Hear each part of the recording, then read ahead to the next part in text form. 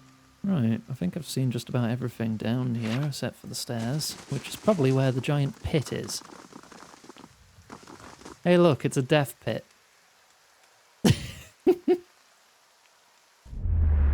Another turn, Inquisitor. Theo signals some unseen attendant standing beside a large crank.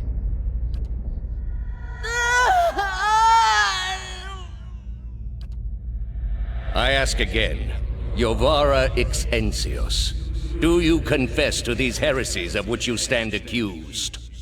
He waits, but Iovara only stares straight ahead, her face stony, the creak of her restraints the only sound. Do you confess to apostasy? I confess to renouncing a mistake.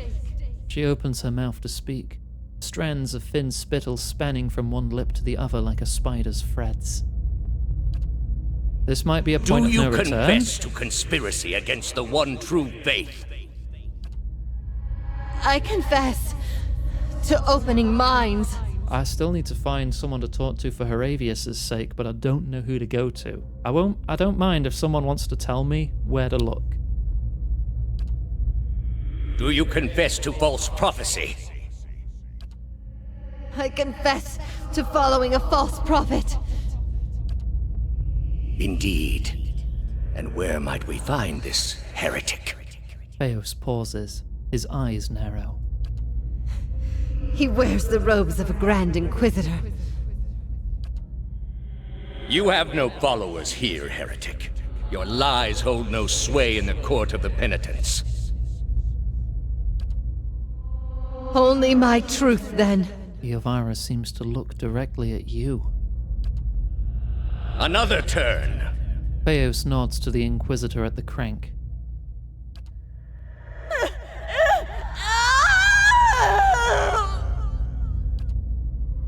No! Wait! I'm ready. You are ready to give a confession? Theos signals the Inquisitor to hold. I'm ready to hear one from you. Iovara gasps for breath, gathering up what little strength she has left to speak. Theos shakes his head and points at the Inquisitor, and the scraping grind of rusted gears echoes in your mind as the apparitions fade away. Yeah, I mean, coming back from a giant death pit does seem... This does seem like a very literal point of no return. So, alright. We'll treat it as such, and we'll see what we can finish in the meantime. You can see about doing Heravius' quest if we find Tamawin or Naka in Twin Elms. Oh, Twin Elms is free zones though, so don't know where they are. Try Elms Reach. Okay. Hi, can I go back? Don't worry, I'll be taking this boat again soon.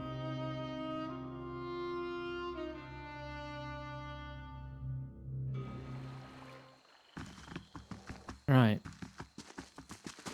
Let's get to the exit. We'll have to Elms Reach and see if we can find either of these people.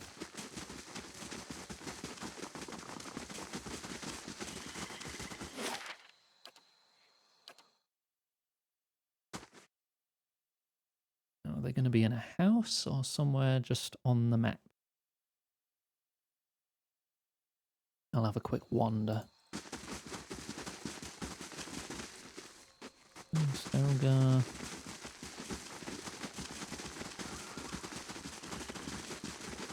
Don't think I came up here.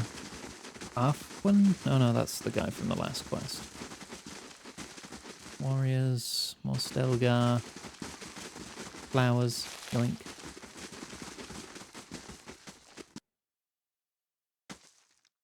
Doesn't seem right that they'd be in a place labelled for warriors.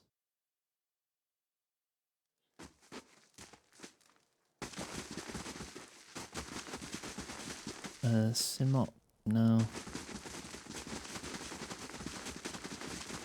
Nope, not here then.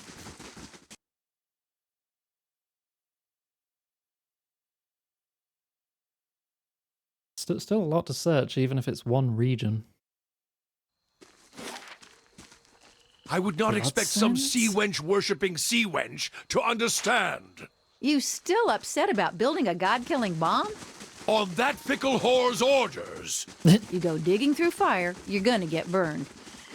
I swear I checked the grove, though, so I wasn't in a hurry to check there again.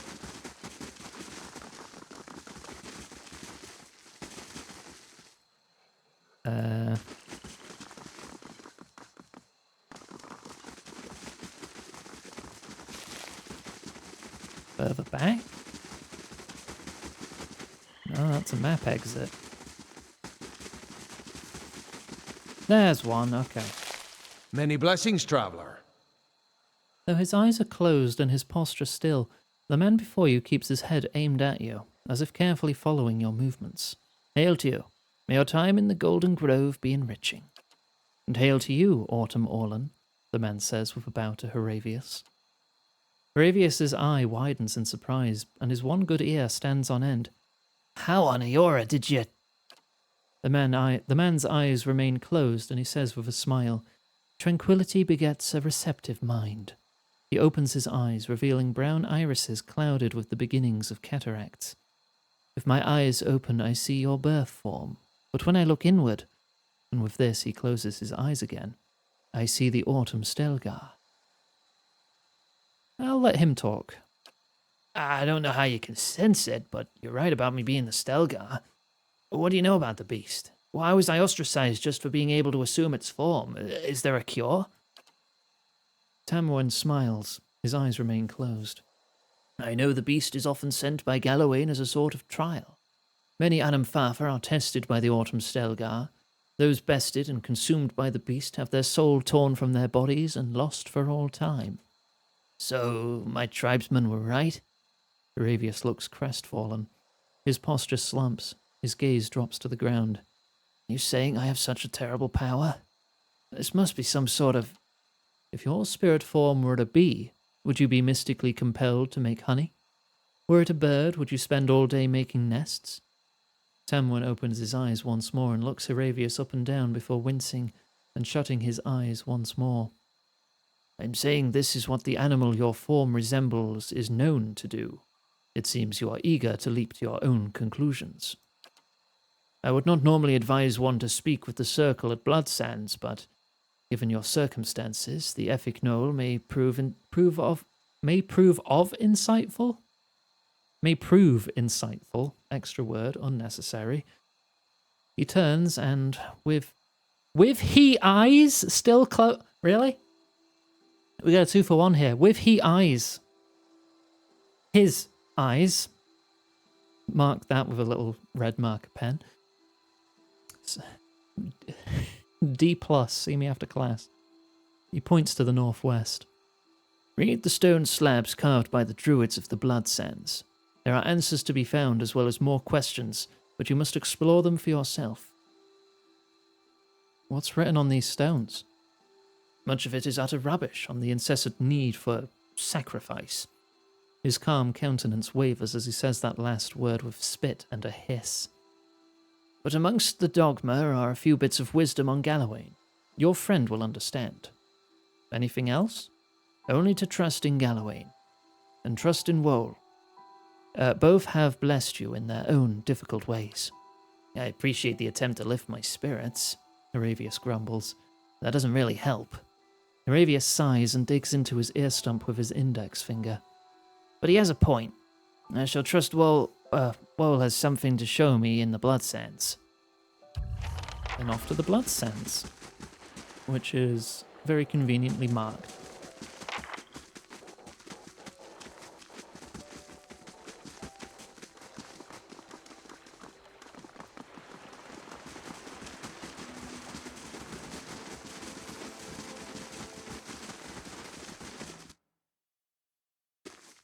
Embrace whole.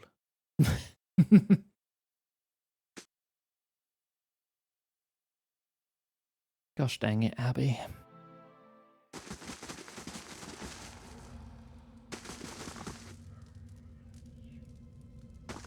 So... Upon Burial Isle, The two men meet again for the first time, though it was the last thing they did. The many-colored beast rent them both asunder. They were, in death, merged and made whole again. Cute story. Two guys meet in the belly of a soul-eating creature. Maybe someday I'll eat two of the most insipid deer wooden lumberjacks, and they'll spend an eternity discussing beer whilst haunting my colon.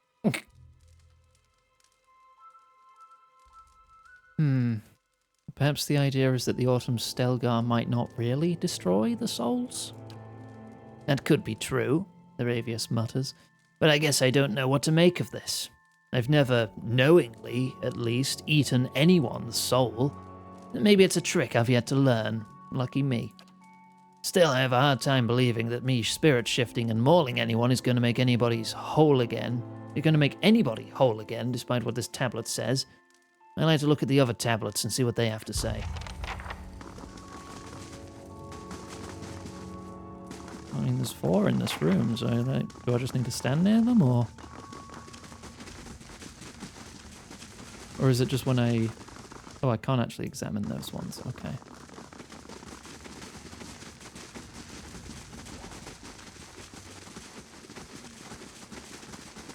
I guess I'll just have a wander until I stumble across more.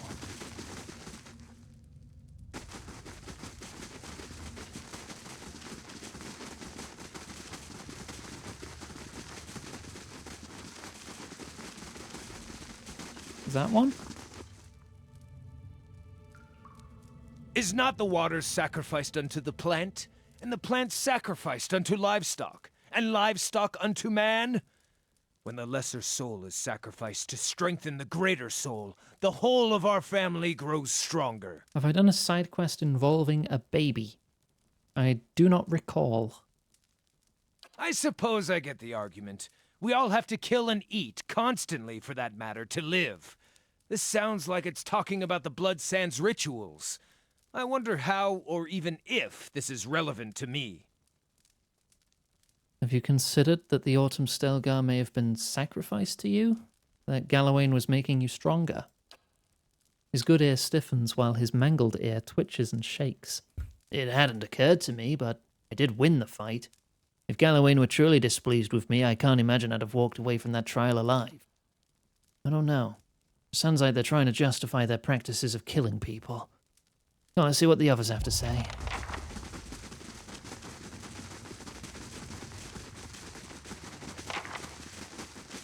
Would you look at this? Hidden? Wait, what? I don't see shit. Oh, there. Ooh. And traps. Multiple. Am I allowed to just... I mean, I can, but then it's stealing. Oh. This, is an interesting room. Hello. As your blood flows, so shall your essence. Your life's energy shall feed the soil, and your soul's energy shall enrich the community. This is by your own choosing, supplicant? Yes. The elf's voice is high, but even. The dwarf grips a hatchet with both hands and raises it over his head. He throws his shoulders forward and swings the weapon into the elf's chest, connecting with a meaty thump. Blood gushes around the blade, and the sacrifice's screams rend the air. Aravius' hand clutches his chest as his eye widens in amazement. I did say I wanted to see the teachings of other druids, but I think I was imagining more dried herbs and chanting. We never did that in my circle back home. Never. Despite his earlier agreement, the elf thrashes atop the stone table, his torso arching while his arms and legs remain tied in place. Meanwhile, the dwarf spreads his arms wide and allows blood to spatter his robes. When the elf is finally silent and still, the dwarf pulls his hatchet from the body and wipes it on his hem. Okay, he's having a good time up here. Archdruid. Alright. I mean, he said he wanted that. I guess. Each generation, the Onumfoth must stand before the autumnal beast in judgment. The wise endure, passing on their strength. The weak are eaten, their souls ripped to pieces and lost for all time, removing such weakness from the cycle. Well, I guess maybe my tribe wasn't entirely wrong about my spirit form being some sort of soul terror. I suppose I was hoping to hear a different answer on the matter, but...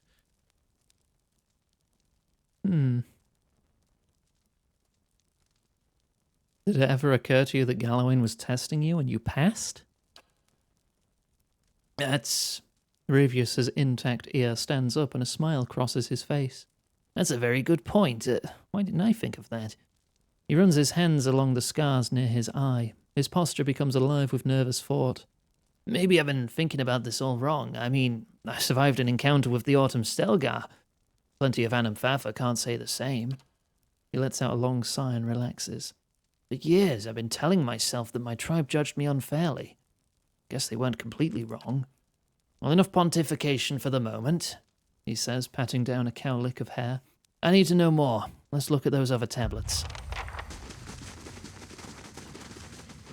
Nothing in the back. Okay.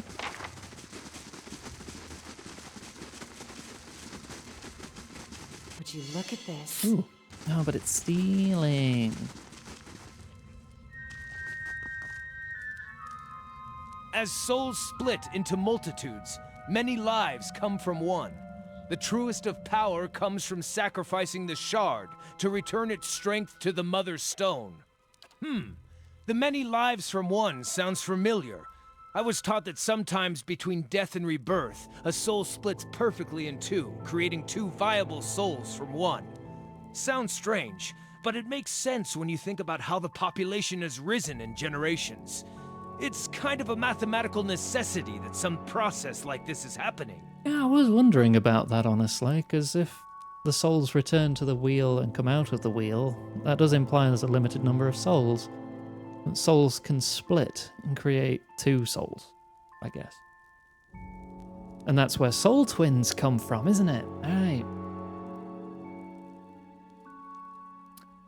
Maybe the Autumn Stelgar has a very important role to play in this life cycle of souls. Sorry, sir, I'm not eating your soul. I'm merely serving a vital role in the natural process. Aravius rolls his eye. See what you're getting at. See what you're getting at it? Seems to be a fair few spelling errors in Aravius's quest. I see what you're getting at, but it's not making me feel better. Fungus that grows on shit has an important role in the natural order. That wouldn't make me thrilled to spirit shift into a shit blossom.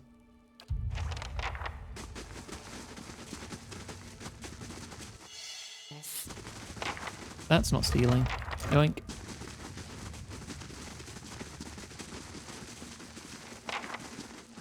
I feel like I've read them all now.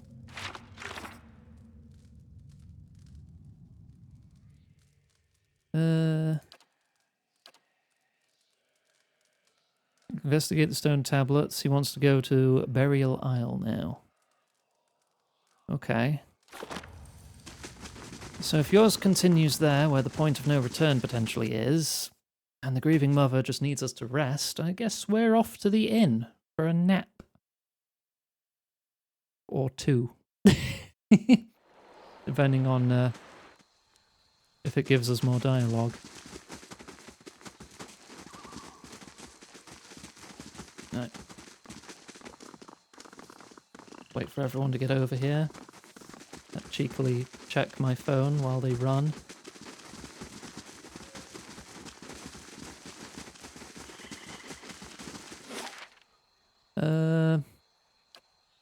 I guess I'll just go back to Kednua. So I get a better rested bonus.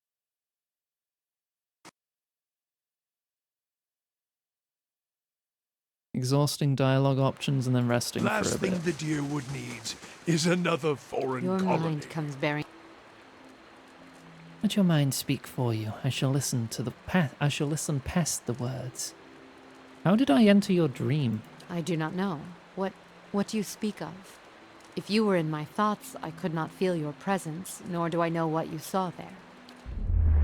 As she speaks, you suddenly feel an odd sensation in your mind, as if walking in her thoughts would be as if walking down a back street of merchant stalls. the claustrophobia of wooden shelves and canvas tarps made less oppressive by the sheer number of enticing vials and bottles that stretch out to the sides of you.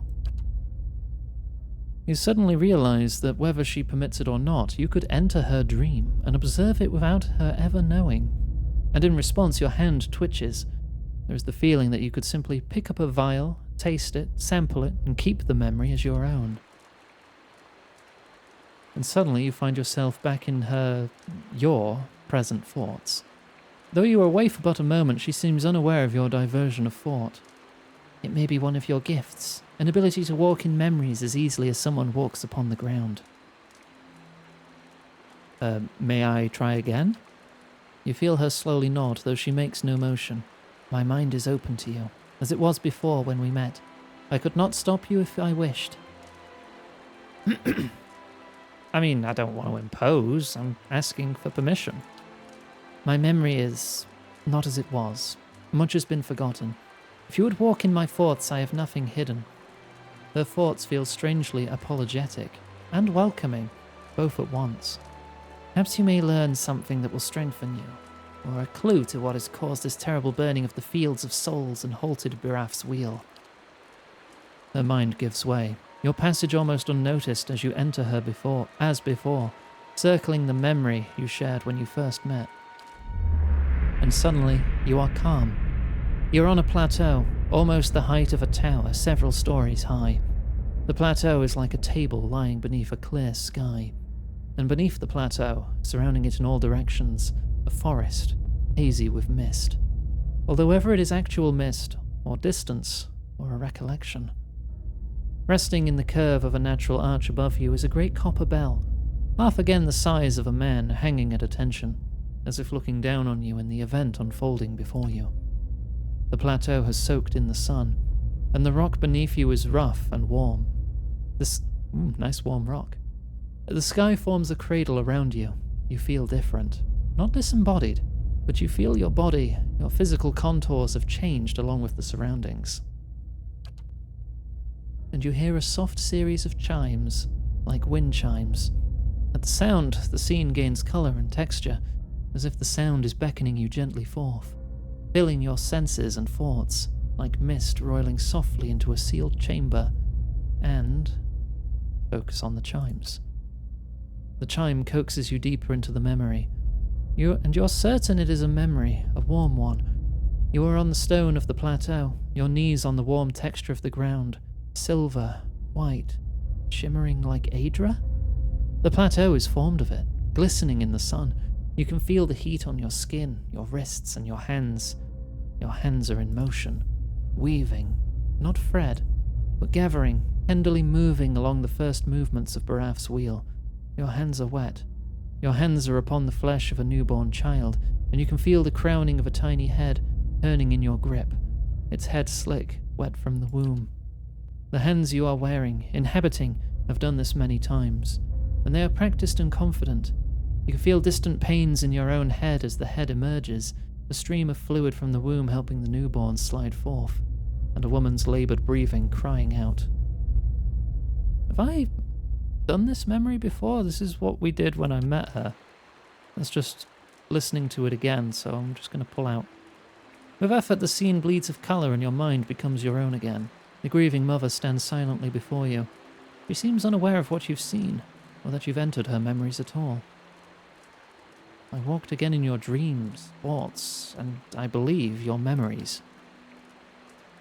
A mixture of curiosity and fear wells up between you. She raises her left hand, the chiming at her wrists quelling the rise within her. She is frightened, but curiosity anchors her. What did you see in my memories? I would hear you speak of them. The dream, the memory I saw upon meeting you, it was you helping give birth to a child. There is silence, and as your breath falls still, you hear the faint cry of a child in the distance. A newborn child, almost exactly like what you heard in the dream. As you listen, the grieving mother raises both her hands as if weaving, her wrists chiming as she does so, in a semblance of the gentle turning she provided while the newborn was crowning. To your surprise, you recognize the motions and the words from the memory, even as they are new to you. As she weaves her hands through the air in front of her, the child's cries grow still, Yet the sound of the chimes weaves almost hypnotically into your thoughts. The sky seems sharp and clear, and you feel as if you are towering over your surroundings, as if kneeling atop a great pillar, just as she did in the memory. To your surprise, the grieving mother falls as if her strings were cut, and her knees crack hard against the ground. Her hands never cease moving in the air, the chimes echoing her movements. In a ragged voice you hear her speak. The voice is that of a much older woman than the one before you, harsh, almost desperate. Tell me what you saw. Show me what you saw. Where were you? Her eyes, now terribly sharp and real, are filmed with white, silver white, like Aedra. It was in the middle of a forest atop a great plateau. The sky was clear, mist blanketing the trees. As she kneels before you on the ground, she whispers to you, hoarsely and even fainter with the distance between you. The stone of the plateau. Its color. Tell me its color.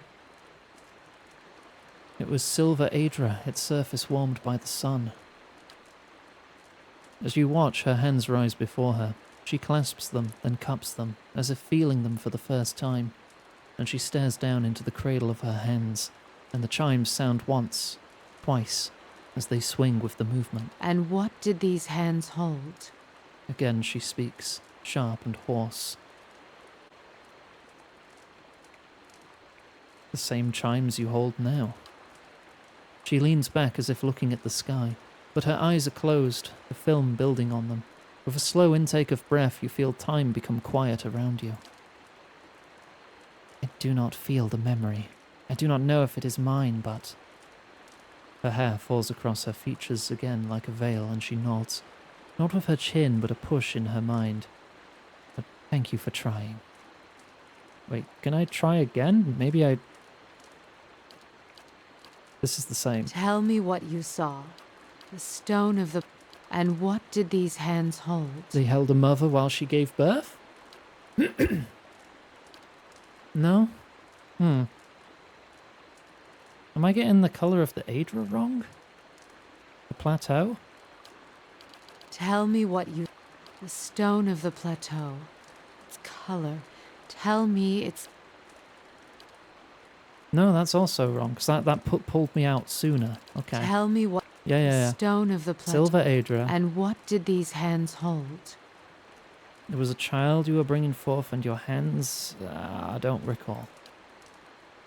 There was a sudden intake of breath, and then a release. Her eyes blur closed, forming into slits, but in the brief glimpse you have of her changing expression, the rippling pain in her features seems to have smoothed.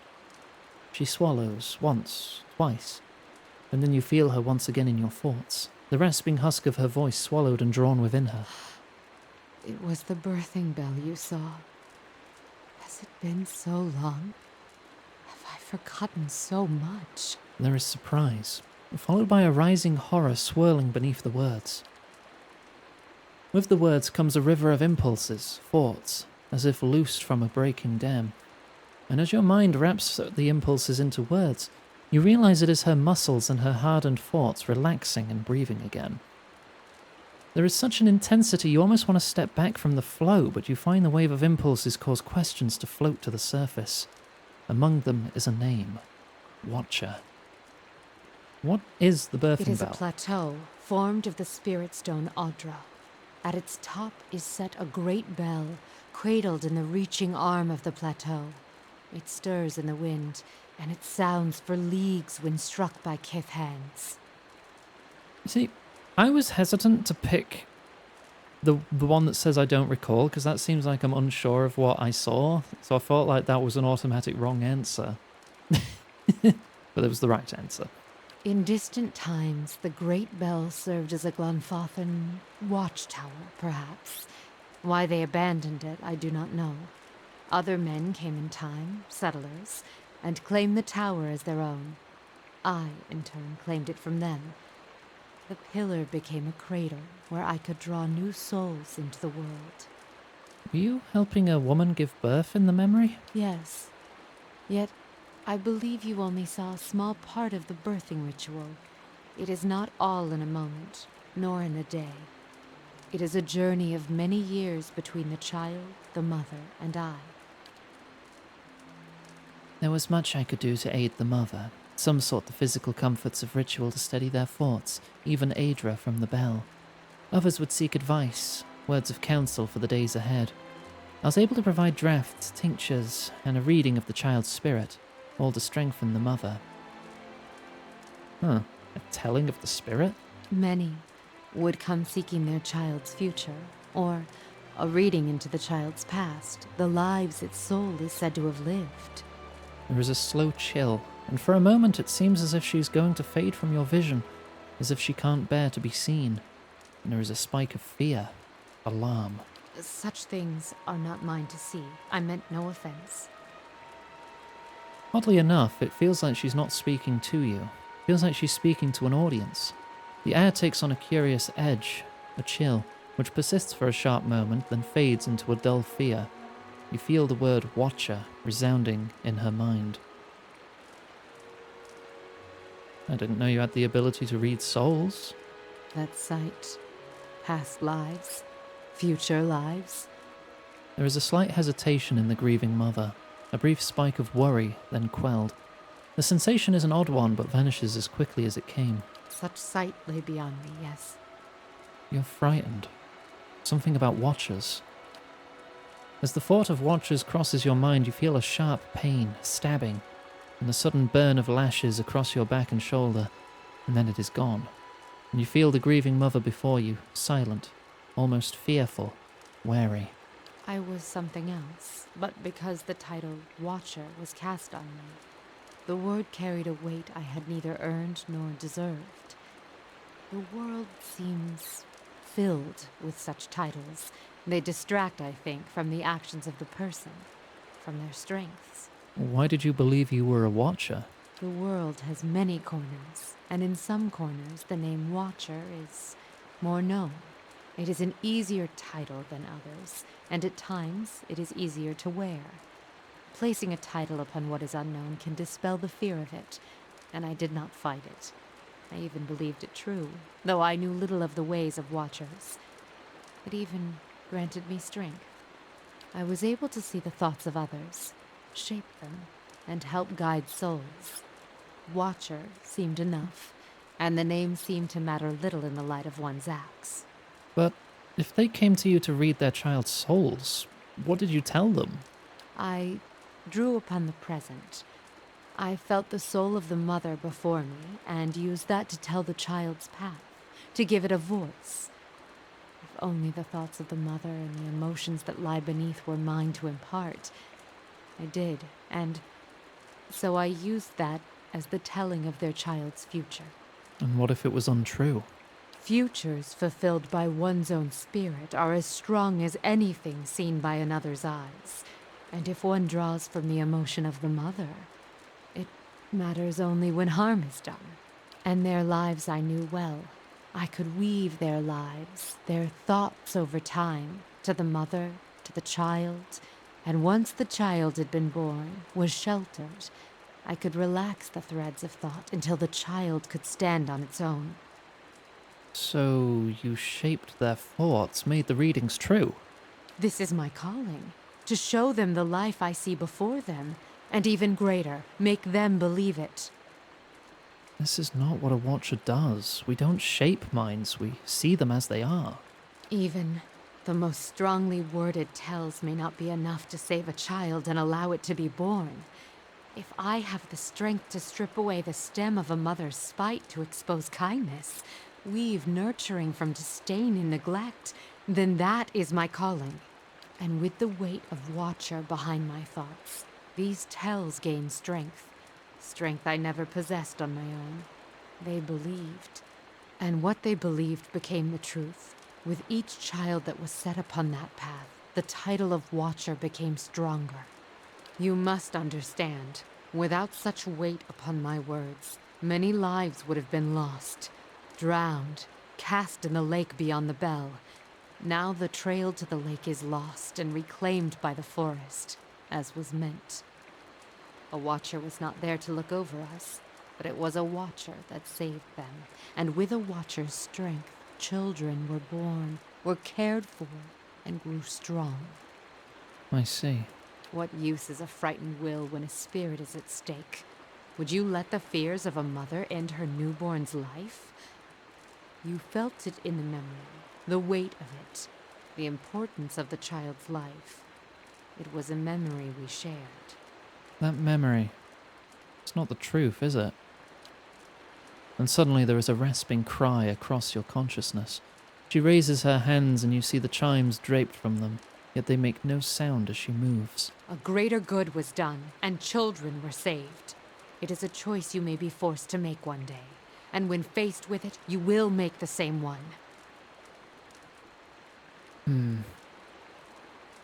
I'll make my own choice, if that ever happens. This choice is not yours to make, Watcher. You will do as the world needs, as its children need. It is greater than you and your twist of sight.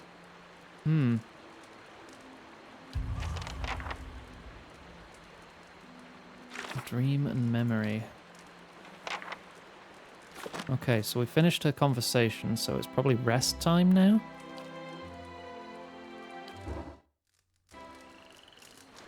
No. Your mind comes bearing questions. 3+ rests? Really? Oh, God, okay.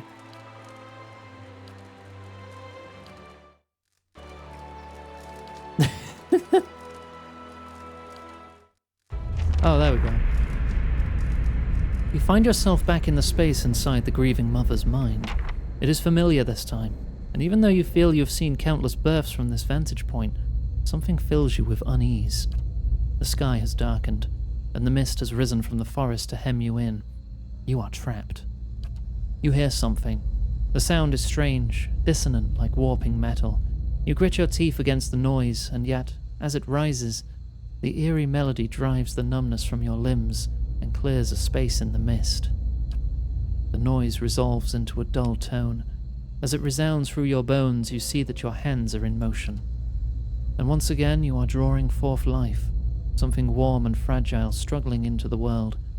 This scene feels familiar, a moment you have lived and dreamed 1,000 times before, and yet something ominous gnaws at the edges. Focus on the woman? The woman should be in pain. The natural pain of childbirth. You know this, but it is faint, distant. You realize you're soothing the pain with your mind, smoothing out the eddies of pain and relaxing her thoughts just enough so that she can still push from within, push the child forth. You're taking that pain onto yourself, but the pain has layers. One is a pressure, a familiar, welcoming pain, and the other, it is sharp, a razor at your consciousness, more recent than this memory. And as you try to recall how you've reached this place, you feel the same hollowness inside yourself, a pit filled with the clawing winds of a biowick. The very thought fills you with disquiet, like the memory of a nightmare. Focus on the child, the movement of my hands. As your hands move, you hear the sound of chimes, clear and sharp. Yet somewhere distant, they seem echoed by something else. Wails of sorrow? Tolling bells? It's impossible to tell. Draw the child? An inexplicable sense of dread fills your soul as the child makes its journey to you, push by push. A malicious presence seems to surround you, and you lean forward to shield the child. At last, the baby emerges, wet and ruddy from its journey. A lifetime seems to have passed as the newborn moved from womb to world, and another seems to pass as you cradle the trembling child, waiting. The child cries out, its cry full of life, full of soul, the chime echoing in its thoughts, filling it with its welcome. The soul is blurred at the edges, as if you are viewing a soul from within a soul. But it is there. It is alive. The woman before you is weeping, and at her first cry, her hands reach out for it. Surrender the child. You surrender the child to her, something you have done many times before, and as your hands move, the dull clangor sounds, and you feel a weight hanging from your wrist. You look down and see bones, tiny and malformed, hanging from a string about your wrist. They're heavier than they should be, and as they clank together, they make a noise like funeral bells. The mother is too intent upon her newborn to pay you any heed, and so you hide your wrist behind your back. which ye need never know, can't ever know. As you hide the bone chimes, you shiver in relief with premonition of the chill wind that suddenly sweeps the plateau. Wake up. Huh. Your mind comes bearing questions. Valerie. Good. Water. Thank Stop you. slouching. I walked again in your memories. Circling the memory shared when you first met. Oh no, it's the first one again. No. How is it no one can see you? Their eyes see me, but their minds will not remember past the call. A call? My face is like the call of a newborn, hiding the face beneath. And for my body, I am able to wrap myself as a mother cradling her child. I am here, as you see me, but to them, their eyes see only the cloak that I wear, a peasant mother, dirty, shabby, not worth knowing. As a watcher, you see more than others. To the eyes of most, I am as unseen as the spirits you share memories with. How are you able to affect minds? I divert the flow of their senses down different path, to a place easily forgotten. It is not unwelcome when one does not desire the presence of others. The surface of their minds registers a figure, but the memory slips away. They see a woman, but there is no desire for conversation, no desire for any questions, and I have none to ask. I heard the name Watcher in your thoughts when you remembered the bell. Why?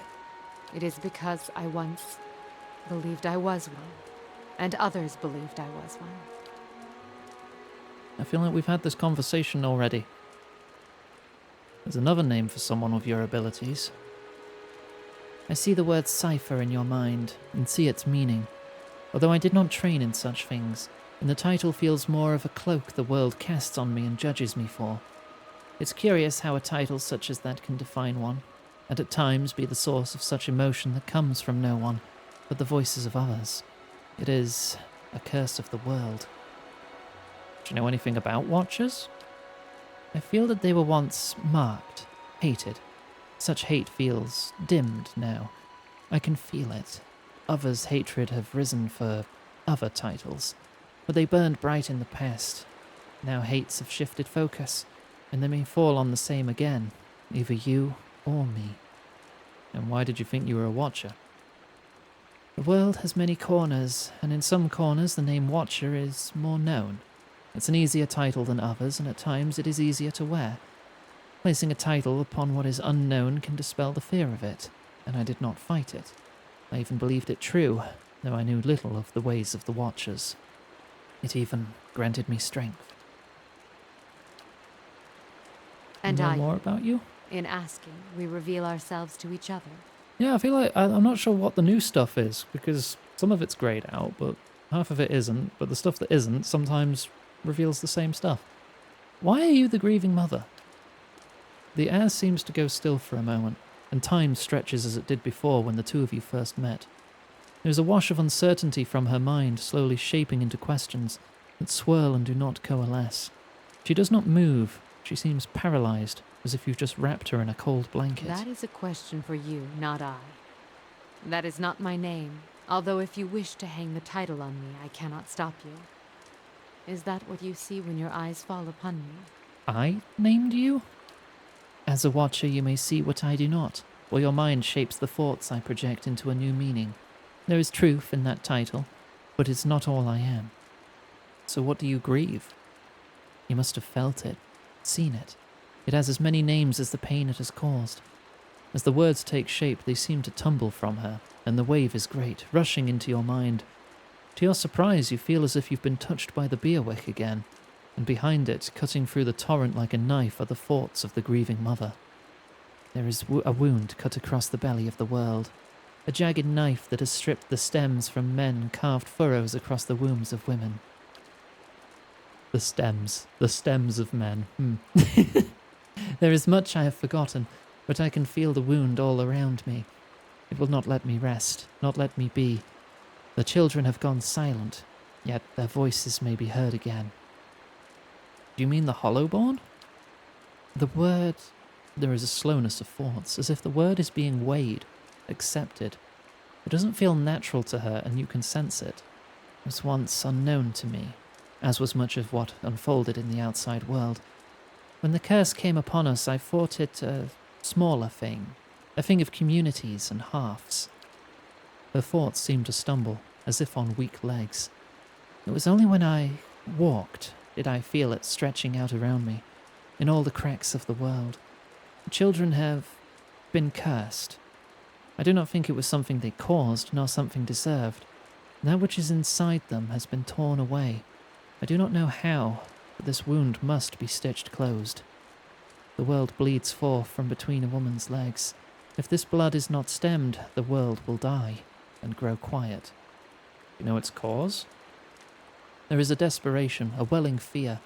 You can almost feel her thoughts shivering, and you realize she is as lost as you are on the matter, and then a sudden sharp clarity. I shall know it, through you. Your eyes will track the cause, find the path, and I will be beside you. There is no wound that cannot be healed, and if you are truly a watcher, then this wound may be seen for what it is. You saw me where I hid. Whoever's hands have stilled the world, you shall see them too. And what if sealing it causes more damage? I will be there, and you will do what must be done. You are given your sight so that you may watch the world, and you will tend it. The children shall have their voice again. If your will is weak, then I shall strengthen it. Lean upon me. You feel a weight in her words, as if her hands are on your shoulders.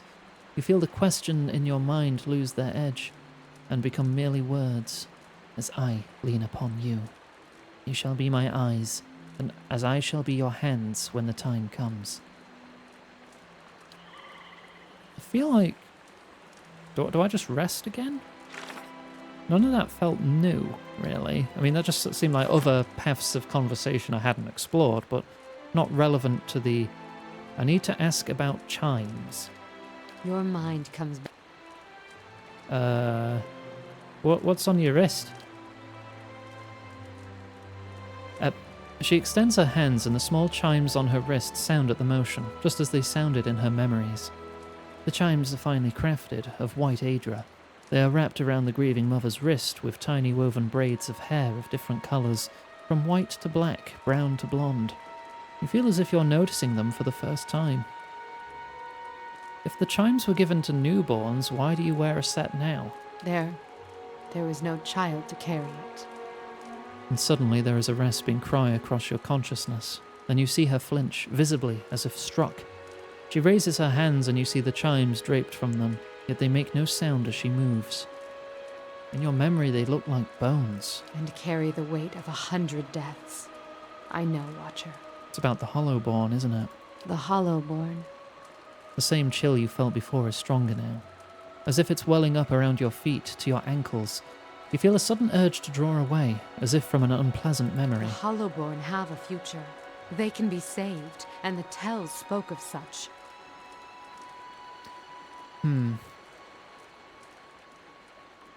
How would you know? Have you seen this? They can be saved. They must be saved. You have seen the beauty in childbirth. What good came into the world there on the plateau. You helped me recall it. It is a memory we shared. It is the truth. In the memory you hid the chimes on your wrist from the mother. Why? It is not what I hid, but what she saw. She couldn't know. The grieving mother squeezes her eyes shut and brings her hands to her ears.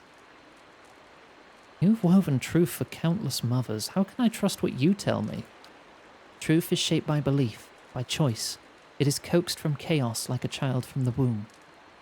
Okay, no more equivocation. What really happened at the birthing bell? And what would you consider real, Watcher?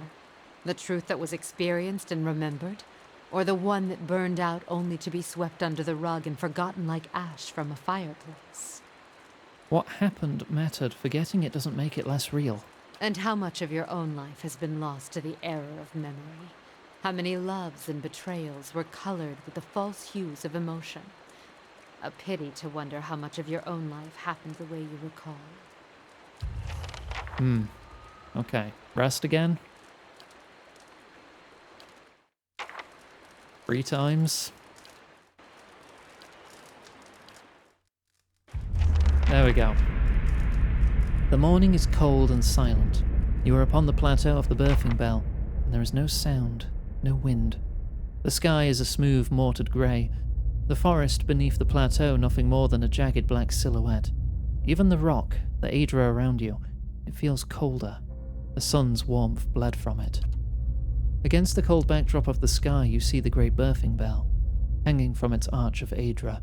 Its surface is tarnished, and the shadows inside the bell are dark still. It seems to press down upon you, or simply, sadly, watching, as if standing above a grave formed from the table of the plateau and the remains of the mother's womb that now covers its surface.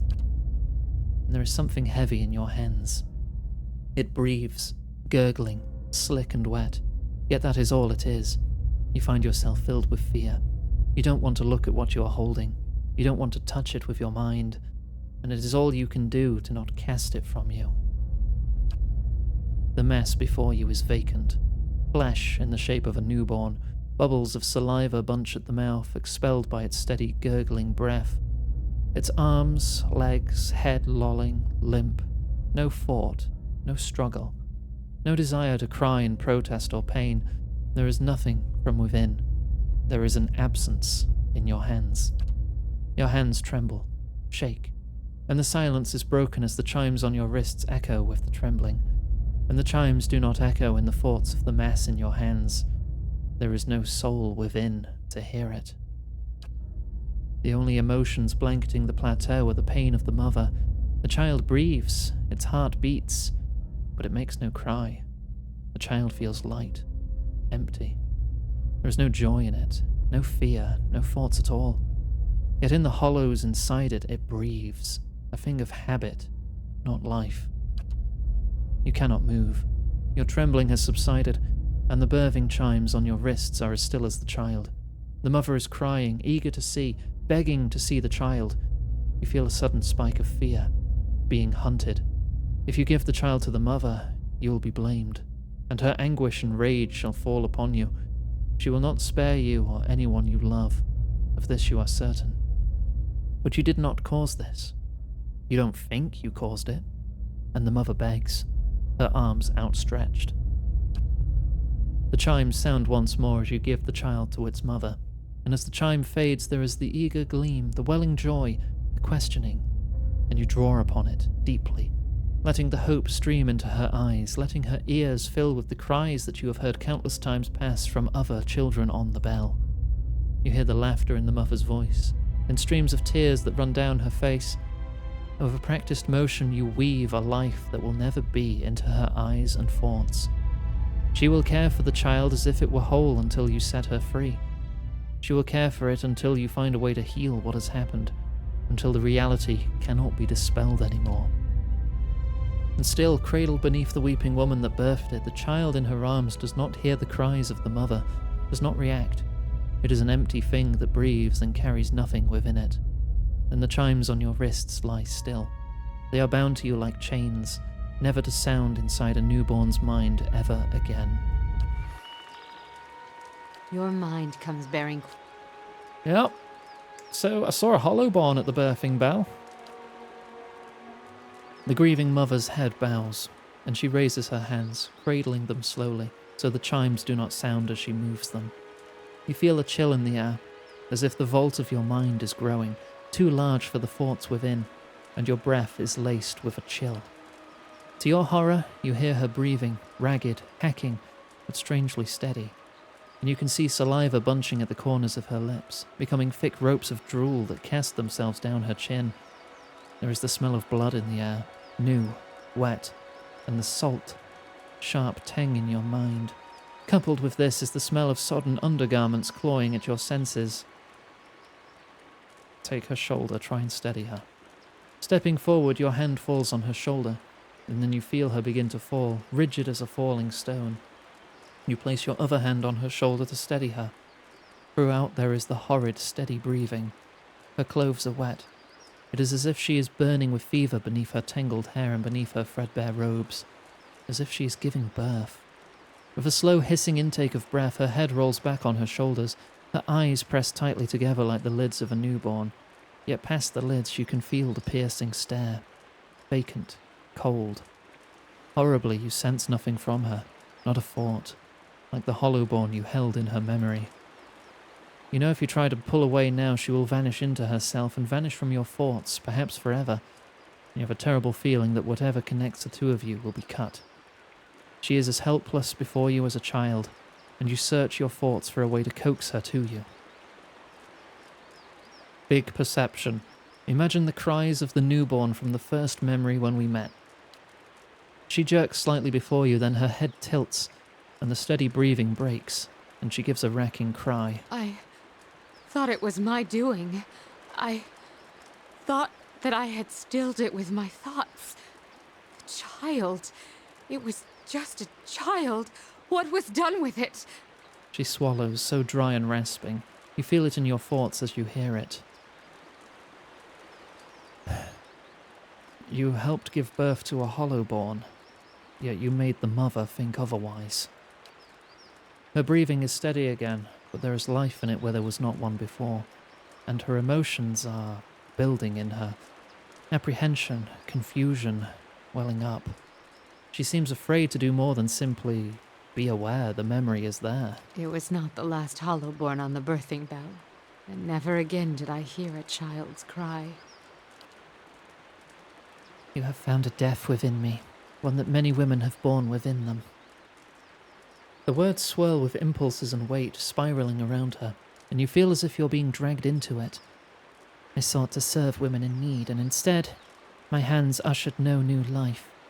What happened next, I bear the responsibility for. What happened next? The first birth was the deepest, the saddest. Nothing I could do could find the child's spirit, guide it to him. You feel a strange absence between you, as if your thoughts are being shared across a great distance. The thought bleeds out for a moment, then returns sharp, near, personal. I could not understand what had happened, what I might have done. I feared No, I could not dwell on that thought. The child was always there, always a reminder of what happened, a marker.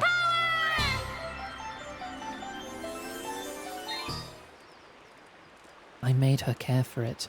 I made them all care for it, until I could find what I had, what had gone wrong.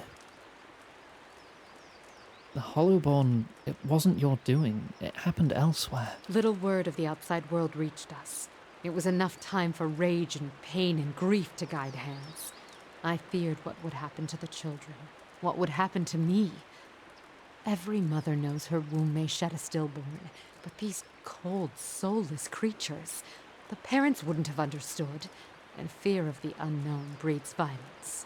What happened then? I held their minds within mine. I shaped and guided them as long as I could. And with each passing day, each new birth, the strain grew. And the more I felt my control slipping, the more I focused my thoughts. Eventually, even I succumbed to the power of my own illusion. I'd woven the threads so tightly that I could no longer see through them. And then one morning I heard funeral bells tolling in the village. The sounds of wailing rose through the mists. A mother had died, her mind so focused on the care of her hollowborn child that she neglected even to feed herself. And with that, the illusion broke. The townsfolk saw their hollowborn the way they were, not the way I wished them to see. By the end of the day, they'd begun to look at me differently too. I did not understand what had happened, but I knew enough to flee. And every suspicion that surfaced, every faded memory of what I'd done, I pressed it down, tucked it away. She feels cold, lonely, rigid.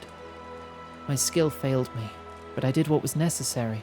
I regret the mother's death, but how much worse would it have been had I not acted?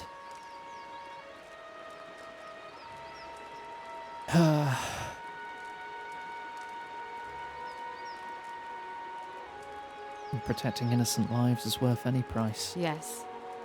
And yet, was the mother not also innocent? Did she not also deserve my protection? I feel the purity of my reasons, and yet Little satisfaction for what I've done.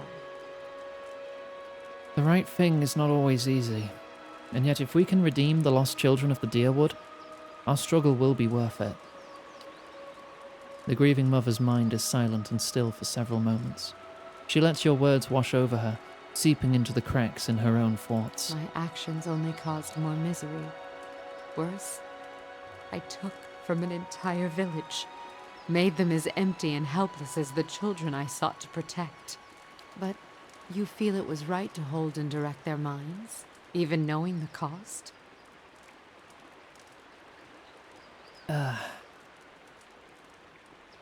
You did not know the cost then. We must often plot our courses with imperfect knowledge. A tapestry woven thread by thread, never seeing the pattern. So it is with the thoughts and dreams that move us, that shape our reality. Your words have soothed my mind, in ways I did not expect.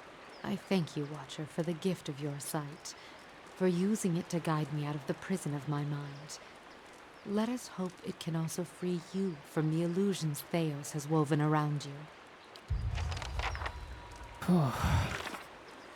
Quest complete. Damn, that's a frickin' heavy situation. I'm here. Okay, alright. Save me! Yeah, let's just get back to Old Song first and I'll save. Valerie needs water. Rest 2 more Stop times while at it. slouching. No, I'm good. I'm good.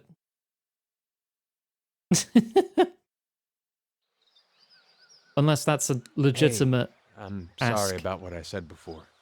About the skin-faced Orlans. It's all right. I knew what you were trying to say, and that's why I didn't gut you.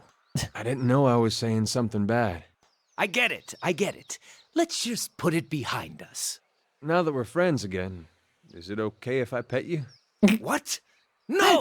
Damn it, Adair! Is your family tree just one looping square?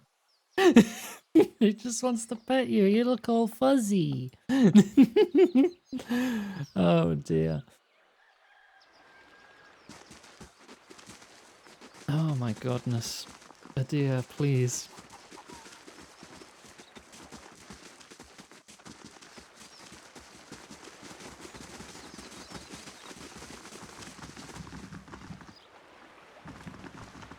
What brings you here? Yeah, take me across again.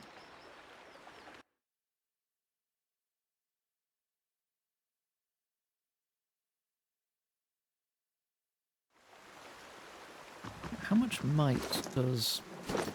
You have 23 might. You have 20 con. I'm dexterous and perceptive. You're pretty middling at most things. Same.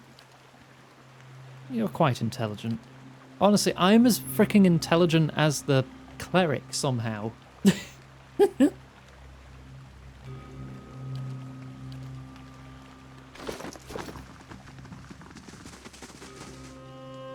Alright, let's go back up. Actually, what do you want to see here? Explore the burial isle. Read the parable written on the stones of the blood sands. Travel the burial isle to meditate and be tested by autumn stelgars. Find a pilgrimage site. Grotto of Echoes?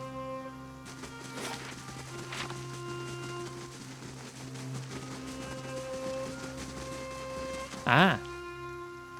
Standing proud and still, the Almaua before you is smiling broadly, showing several crooked and missing teeth. Sporting the physique of a man in his prime, his worn and weathered face appears too old for the rest of him. He's dressed in an assortment of stitched hides and furs assembled from a motley of animals. Dangling from his belt are a series of grisly scalps, braided lengths of human, Adiran, dwarven, and Orlan hair woven around finger bones. He sizes you up with a grin, but his gaze quickly locks with Horavius, and he tilts his head as he examines the Orlan head to toe. What do they call you, little one?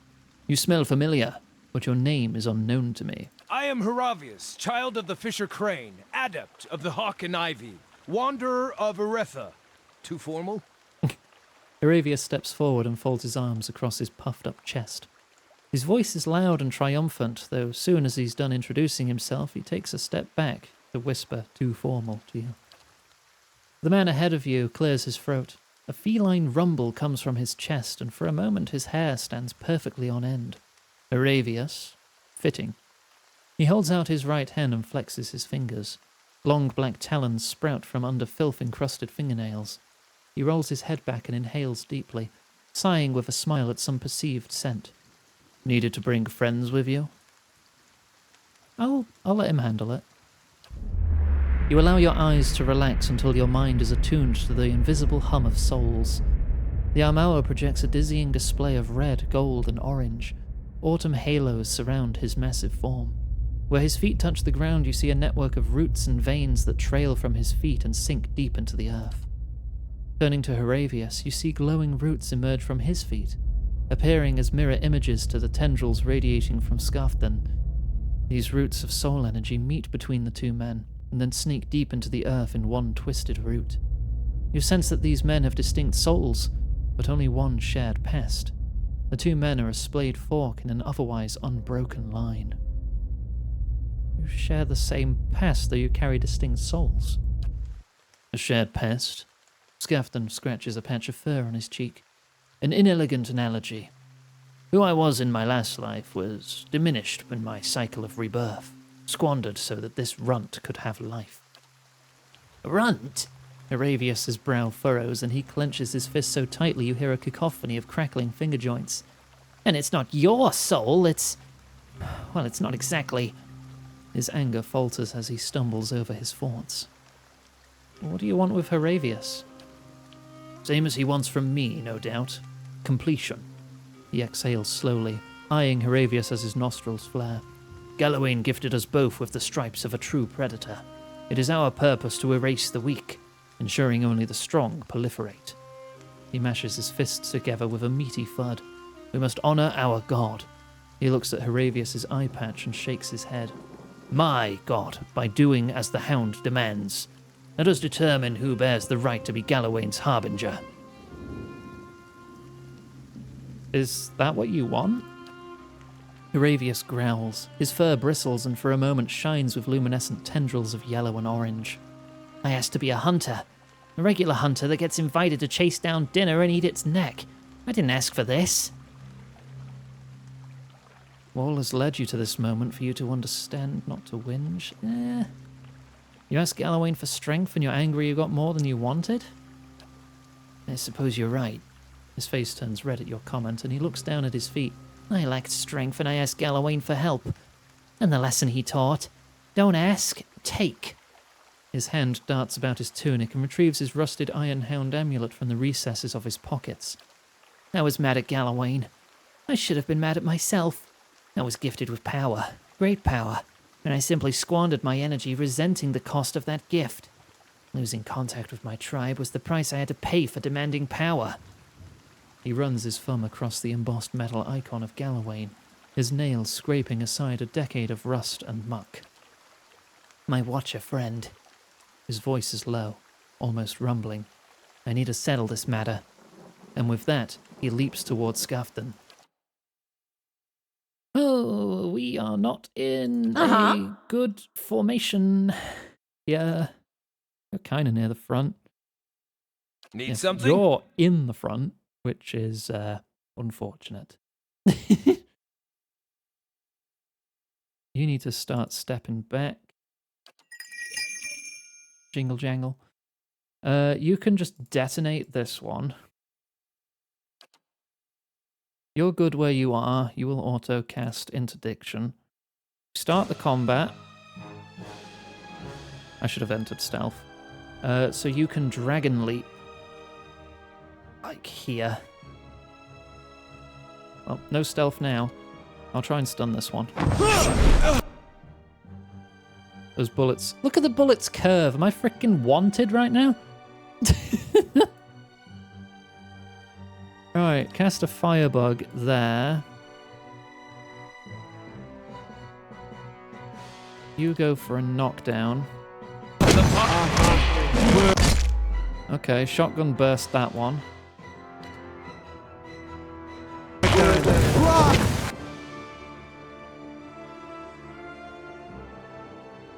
Yeah, it's fine. This is fine. switch weapon, blind the caster.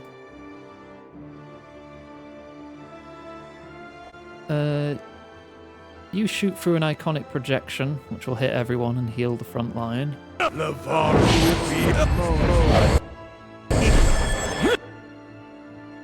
Go for another knockdown. It is nearly dead.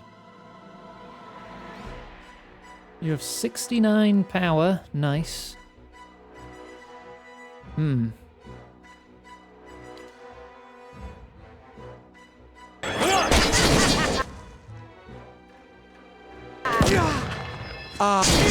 Oh, never mind. He just popped. He just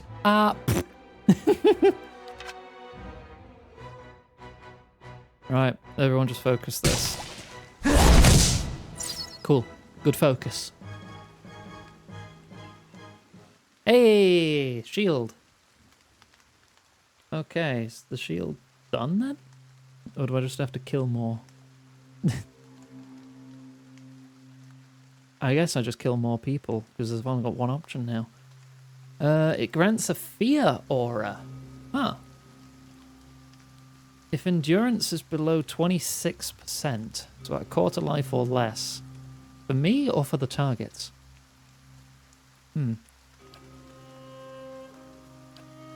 Either way, I'll start terrifying people. Heravius pants and wheezes, his one good eye locked on Skavden's corpse. Blood and sweat drip down his fur, and he rocks back and forth on the balls of his feet, as though expecting the body to stand back up.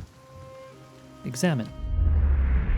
As your eyes relax and your vision adjusts to the hum of the invisible, you see a swirling pile of red, orange, and yellow leaves.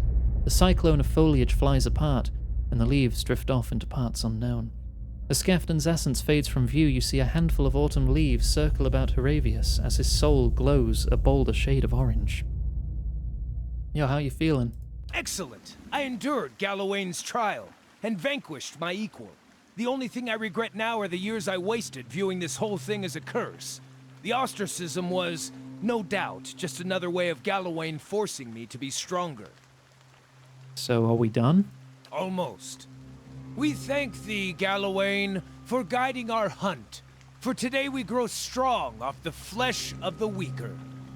I think we're done here. He stands up, straights his tunic, and smiles at you with a nod. Before the vultures get to him, figured I should take a reminder.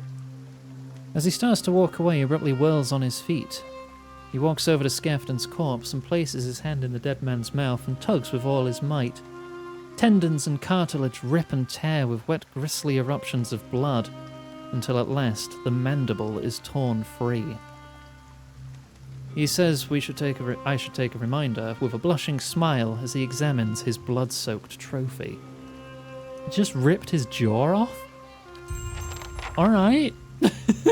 Quest complete. Lead the way. And that is all the companion quests done. White March done. Now we jump into the pit.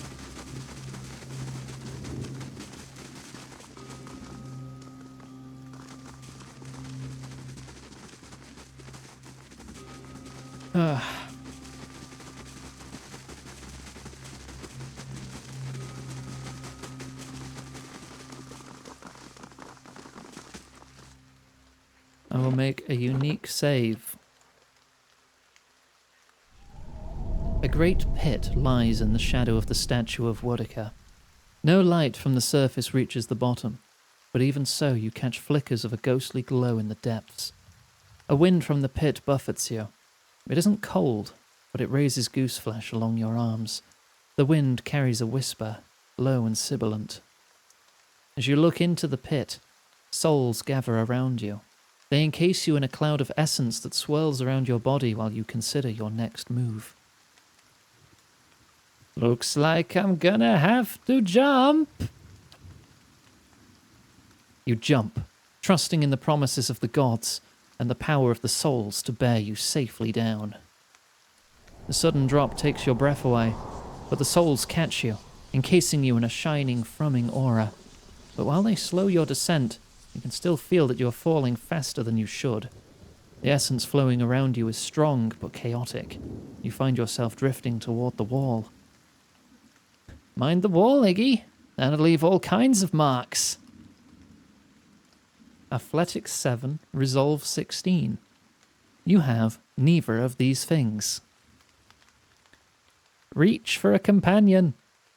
You reach out and feel a hand strong and sure wrap around your forearm. It tugs you away from the wall just as you feel your toe graze something. You manage to spread your arms and legs into an X, steadying your position and the rate of your descent. You start to feel more comfortable until you notice that Heravius is still falling too fast. Heravius plummets, flailing and out of control. You could attempt to rescue, but the ground is approaching fast. It will take a feat of speed and agility to avoid injury. Dive for your companion. The ground is rising fast. When you're not quite fast enough, you snatch Heravius out of freefall, but you're unable to regain control over your own momentum in time. You take the brunt of the impact, landing hard against the millennia-old stones of the Court of the Penitents. Your party is considered high level for the content in Act 4. If you would like, the critical path can be increased in difficulty for more challenge. The rewards will be the same. Yeah, go on then.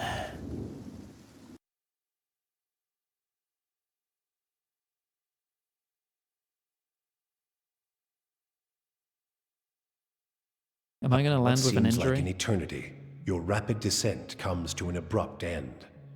You remain still for a moment while your heart settles and your eyes adjust, breathing in stale, forgotten air. Before you, a narrow and eroded walkway becomes faintly visible in the dim light, cutting a winding path through a cavern so expansive it seems a world unto itself. In the distance, you can make out the cold gleam of living Adra veins that spike and fork in and out of view from the murky depths beneath. Their glow a faint and fleeting guide along the ancient trail. You look above at the opening you jumped through, now barely a speck of light like some distant star alone in the cosmos and forever out of reach. Your only way lies ahead.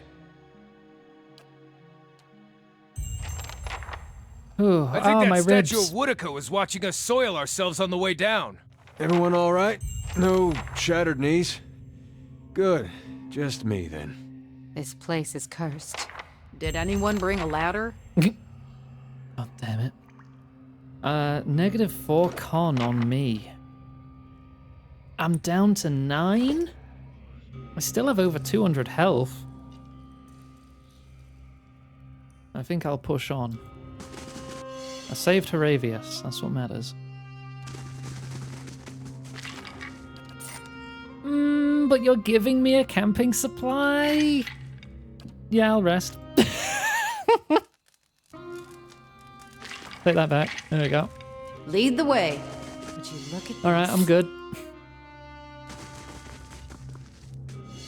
Oh, many traps.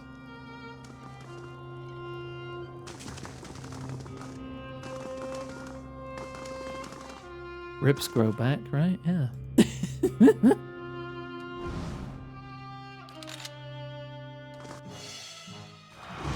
I only see the one. Oh, there's 2 more that way. Okay. Oh.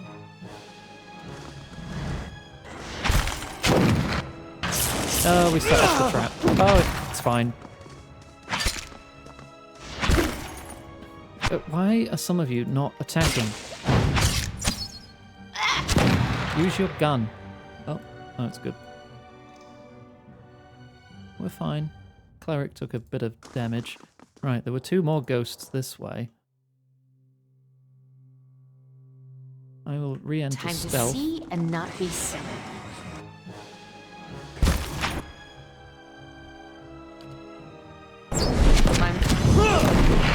Oh, you got stunned right as you were going to do your spin.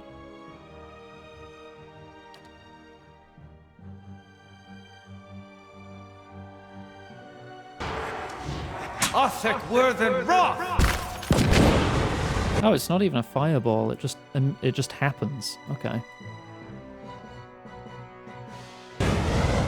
Oh, and I've reloaded my shotgun. Hello. Good.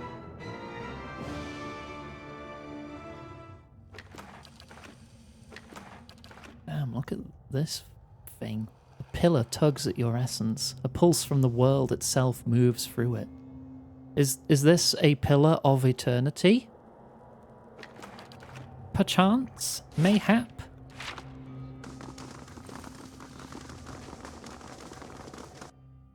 Ooh. Aedra animats. Vessels.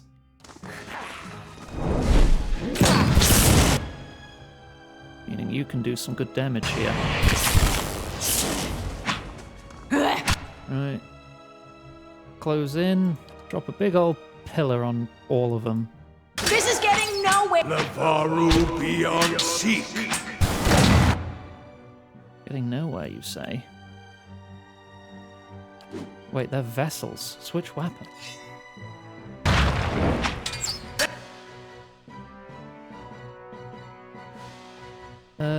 Detonate. Yeah, detonate that one. You focus attacking on this one. That didn't work! Need to... Kaboom! Wow, that made everything real shiny. Okay, this animat's still pretty big and beefy. Go for a knockdown, and you jump into the fray. You're at 31. Violate an enemy's memories. Weakens and hobbles them. That makes them easier to hit. Do that.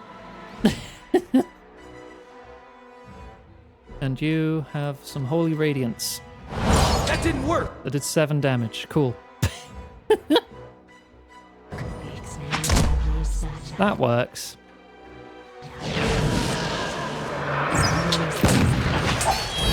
Jump on him. Jump on him while he's prone. Tell me! Good.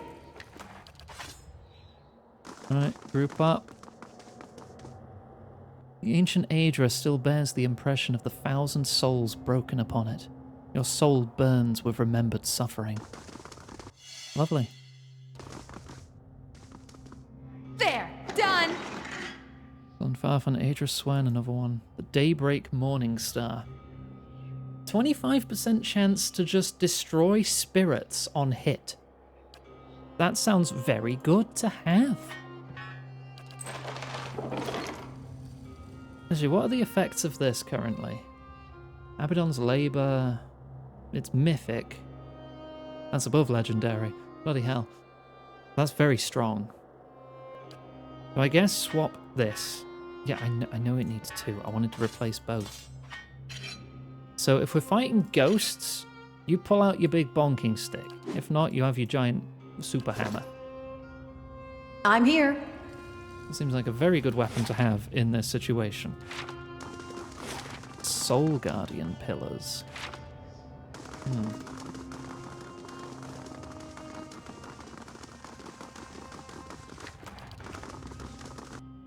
Oh, we got more specters.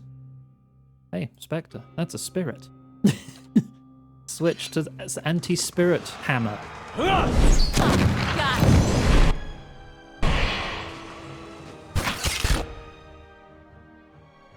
Explode that guy. You need to attack that one. You need to attack that one. There you go. Why are you not attacking? Got him.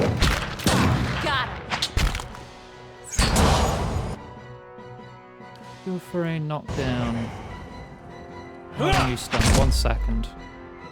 0.1 second. There you go.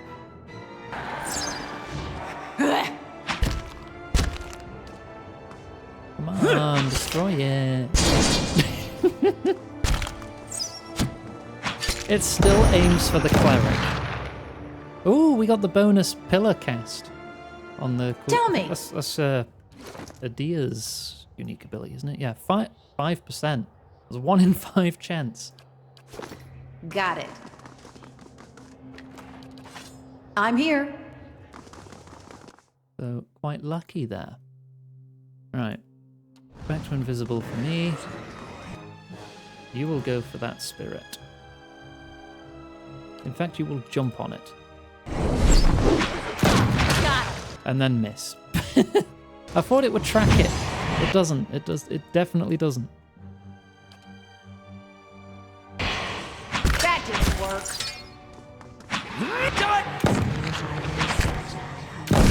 Explode.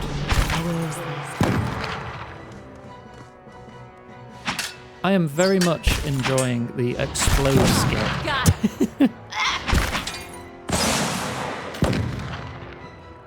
Alright, destroy spirits activated on that. That was that little lightning bolt. Would you look at this? Okay. Yeah, those bricks do actually look different, so I guess with your own eyes you could see that trap. The pillar tugs at your essence. Yep. Still do that. Alright, more of them.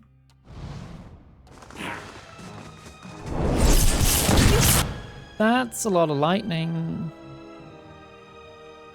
I think we're okay though. Mostly.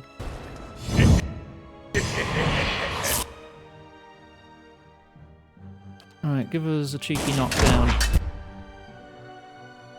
You give us a nice big spin.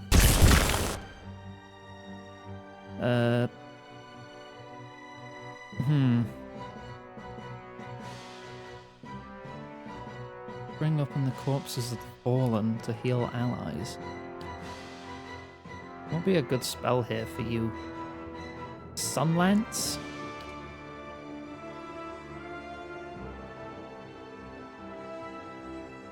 You can do a cleansing flame. Beyond seek! Faru beyond. You can do your echoing shout, which will bounce back across nearly all of them. Knock down. That's a good spot for a flare out. This one repels me.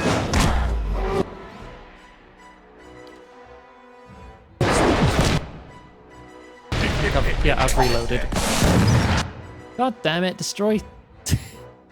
It got destroyed by a deer. I've wasted my shotgun blast. I'll switch to the crossbow. Explode that animat.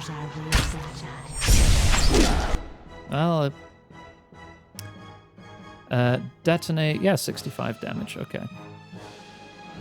Did okay. Could have been better. Jump on everyone. Give us another big sweep. Good shit, good shit. Right, down to one. Move in to shoot. You two as well. You have 45. Provide an ally with a mental blocked pain. Silent Scream. Oh, that's a good one. A Psychic Howl, that would have been good AoE. I've got to remember that. That didn't work! Need to try something else! It's not immune. It's just resistant. Useless! Very resistant to piercing. Which sucks for us.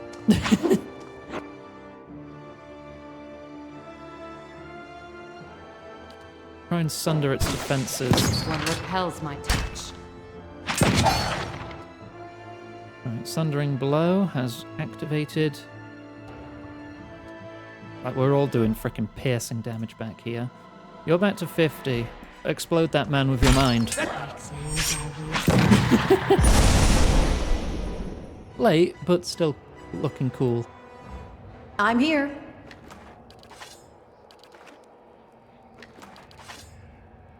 Okay, that chest is probably trapped, isn't it?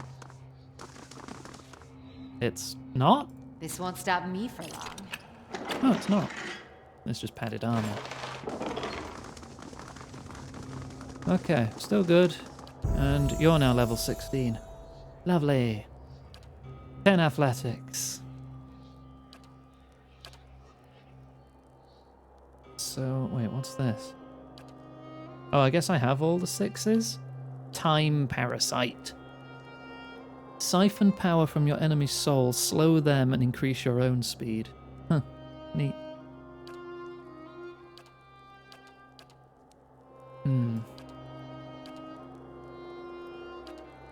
going between. Crits converted to hits. An ally. Right, so you can cast that on a tank and make them quite a bit more sturdy. Yeah, I'll take that. I know it's lower level, but I'm taking it. Right. And... I think you already have a thing there. I'll give you reload speed. You do use a gun when you're not casting. Got it.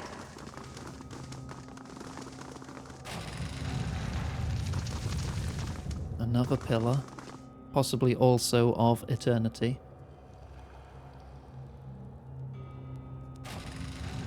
Oh. Are we being approached? Why'd that door open? Hello?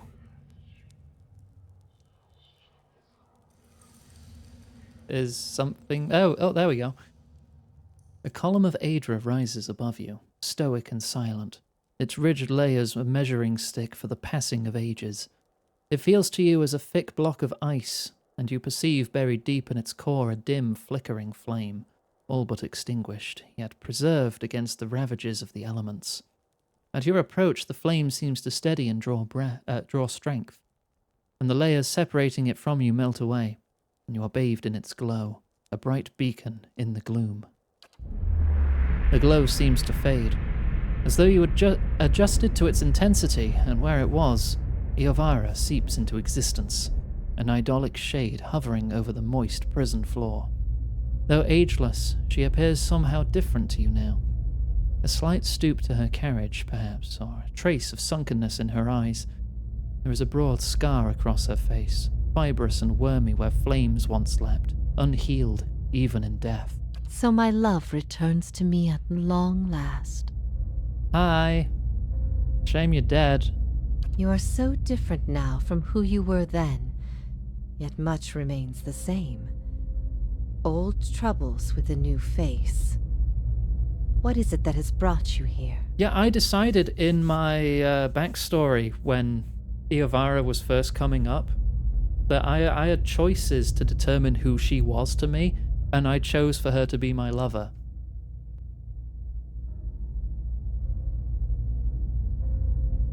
I'm here to free you. A gallant gesture, if a bit misguided. And yet I suspect there is more to this than you have said. I can only guess your presence here has something to do with Theos. The energy of this place changes when he is near. I don't know what he has done, but I do know of the souls that pass through here now. They do not come by choice. Theos diverted them from the cycle. He seeks to impire Woodica, and to blame Animancy for the damage he's caused. After all this time, he would still stand against the tide. She shakes her head.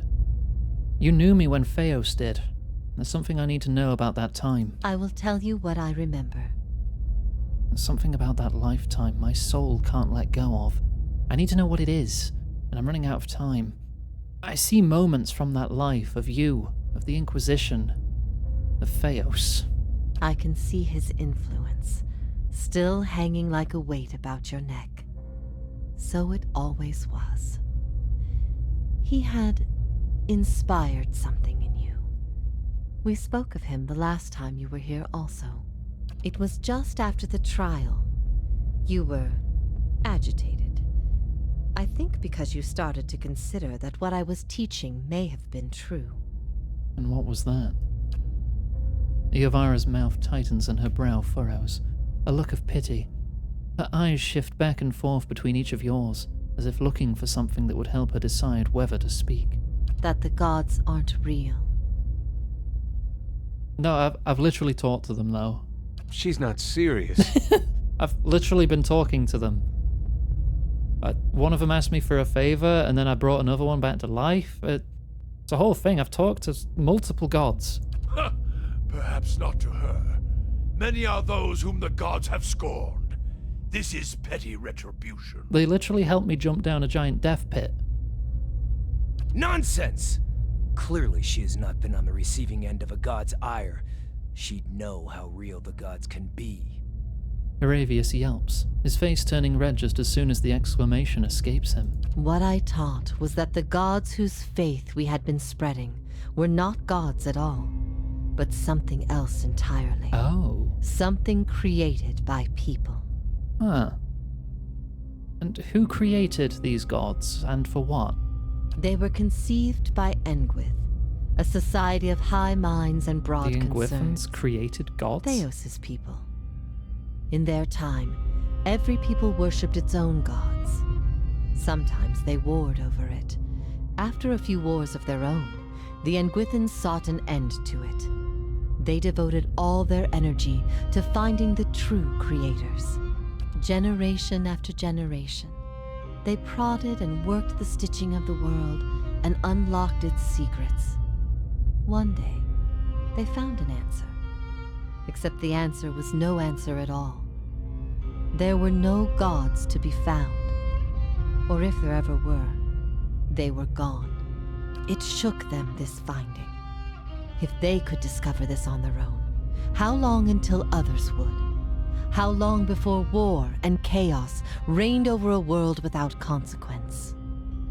But they had mastered many things in their pursuit of these answers. And with their mastery, they crafted their own gods to fill the void, and sent missionaries to the corners of the world to spread their faith. How exactly do you just create a god? I mean, they still seem to have quite a few powers to them. They seem quite deific still. Deity-like? Deific, is that a word? This is why you started your own faith? I never thought of it as faith, but I think you are right to call it that. Let the world see. Let them decide what to do. That was my faith. I became a missionary because the gods brought me hope that I wanted to bring to others. For a time, the truth sent me to a dark place. Then the day came when I realized nothing had changed, that I still had a purpose, and the purpose was the same and it was worth living for. I began questioning the other missionaries in public, exposing their parlor tricks. In time, their following became mine. How did you discover this? The Engwithan missionaries all knew it, but they never told the rest of us. They meant it to be a secret that died with them, and in the end, they allowed their bloodlines to fade from memory. I had been assigned to join a few of them at a temple. I found the door to their chambers closed, but the room was stone and the door thin. Their voices carried. I heard enough. I investigated the things they spoke of, and everything was there, just as they said it'd be. Like, I know I'll find out eventually. I'm just thinking out loud. These aren't serious questions. It's all rhetorical. I'm invested. Later on, after I left the Order, a few Engwithans found my words persuasive and joined my cause. They revealed what I did not already know. Is it true, what you taught? You asked me this once before. Nothing I can say would be any proof, and it may be certainty your soul craves. Resolution. But if you are bound for the same place Theos directs these souls, you will see for yourself, as you once did. Everyone faces this truth at one time or another. Few confront it. Few have the stomach to ask what if. And in avoiding the question, they deny themselves an identity of their own. Iovara scans her audience in silence, her eyes thoughtful, lingering on each member of your company in turn, finding interest in things unseen. What if all the tragedy, all the persecution, came in defense of an imposter? She says as she looks to Adia. But that's not... That can't be right. Aethys, he's done miracles for people. The power of the gods is undeniable. The truth of the story they weave is not. What if it were forbidden knowledge rather than fault that earned your doom? What of your guilt? she says as she turns her attention to Durance. I have seen with my own eyes the deceptions of my goddess. The Watcher has shown me as much. But it was not until now that I understood how truly desperate she was. The depths of her deception. I guess depending on if you do their quests before you come here, you'd get different dialogue, I'd bet. You speak of her deceptions, but what of your own? Was it her words that led you down your path? Or was it the absence of her words? A gap that you filled with your own broken thoughts? Beads of sweat coalesce on Durance's forehead and trickle down the sides of his face in streaming rivulets, as though he were a block of ice standing before a great pyre. What if neither guide knew the way? How then would you choose a course? She regards Heravius, and his ears twitch. His ear twitches as her eyes fall upon him. Well, I suppose I would always choose that which makes me stronger. But instead of doing it because Galawain wishes it, I do it merely because I wish it for my own life. Oh, Galawain, know that your humble servant was speaking rhetorically. Heravius beams a broad smile and suddenly blushes. Quickly bowing his head, you hear him mutter. What if the cycle of birth and death is nothing more than a tool of endless preoccupation? She faces the grieving mother directly, seeming to see her as she does everyone else. The grieving mother returns Eovara's gaze, nodding her head almost imperceptibly. For a moment, all is silent. Eovara nods back, seemingly moved by some unspoken understanding. She locks eyes with Maniha. What if no god had the authority to relieve our burdens or absolve our sins? Are the gods any less important because we created them? Maniha angles her head and screws up her expression. If what we're saying is true, people made the gods because they needed forgiveness, guidance, grace. Things we're not so good at offering one another. For the first time in decades, I feel whole. And it was the power of a god that made me so. She thumps her chest. Power it may have been, but not the power of a god. You feel the weight of Eovara's translucent eyes upon your soul. What if we can be assured of nothing? And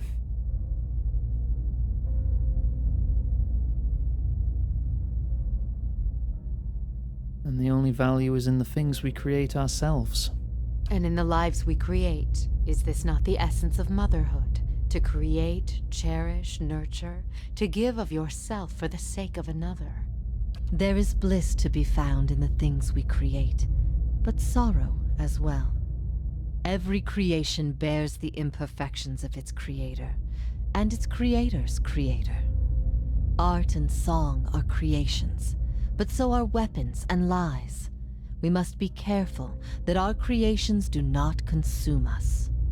I ask these things not to trouble you, but to show why they must be confronted. No answer is simple, but somewhere between them all lies a truth so beautiful, not even a god could conceive it. Do we not owe ourselves a chance to find our part in it?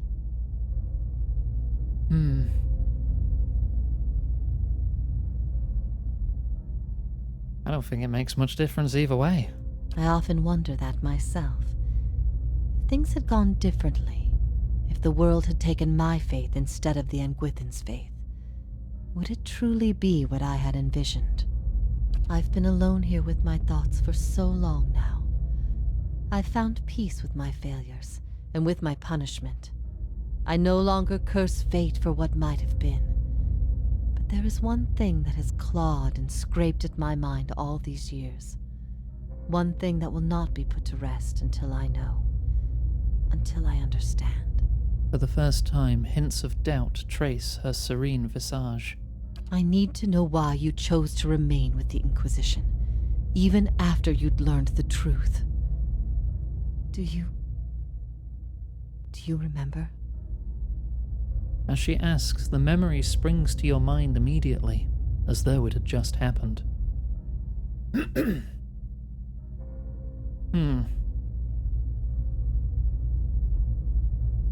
What was my reason to remain with the Inquisition, even knowing that?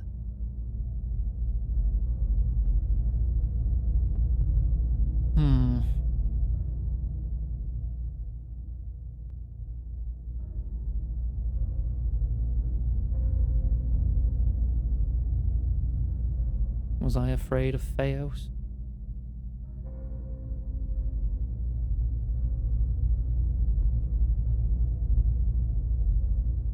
Six is the Greb answer.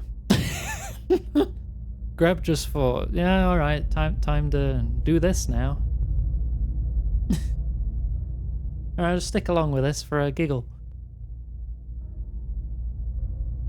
I was afraid of what Theos might do to me if I didn't agree to do it. Woodica gifted him a great many things, but his ability to manipulate was always his own. Good. Good. The things I taught, the things I believed, I needed to hear that. I needed to know it wasn't because... Iovara blinks, as though awakening from some frightful dream. Because what? I needed to know it wasn't because, after everything you'd learned, you'd still rather believe in a lie. If that is the conclusion people reach once they know everything, then my purpose has been a mistake.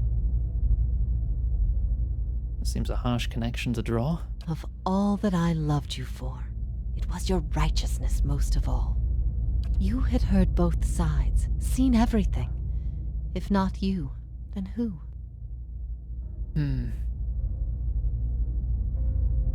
You'll never be able to convince everyone of anything, true or not. There'll always be dissent, and weirdos who think vaccinations give you autism.